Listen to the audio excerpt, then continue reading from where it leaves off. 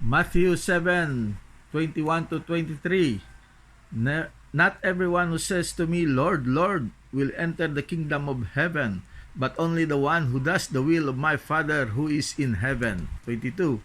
Many will say to me on that day, Lord, Lord, did we not prophesy in your name, and in your name drive out demons, and in your name perform many miracles? 23. Then I will tell them plainly, I never knew you. Away from me, you evil doers. Sino ni sila mga utod? Who are they nga gintawag nilang Ginoo, Lord, Lord, nagaperform sila sang mga buluaton sang tumuluo, pero anong kabalsing Ginoo? I never knew you. Sino ni sila? Sa 1 Corinthians 8:3, but whoever loves God is known by God.